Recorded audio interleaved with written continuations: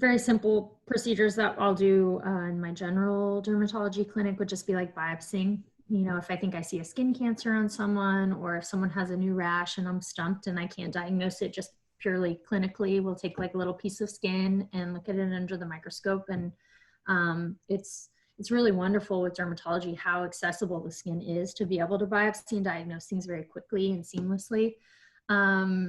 For cosmetics clinic, you know, there are a lot of aesthetic procedures I get to do, which is really fun because it brings out a little more creativity, a little more of like the artistic side.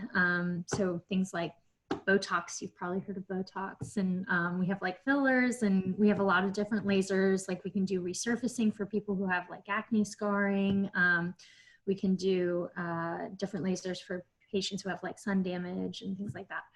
On the pediatric side, we obviously try to avoid doing painful procedures on pediatric patients as much as possible. It's a different clinical situation, you know, when you see a pediatric patient and you're thinking about biopsying. So sometimes we'll do those in the operating room so the patient can be asleep and be much more comfortable, and we can do the procedure much more safely.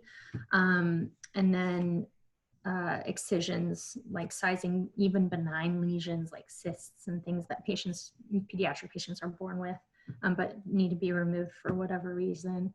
And then also some birthmarks that children are either born with or develop very early in life.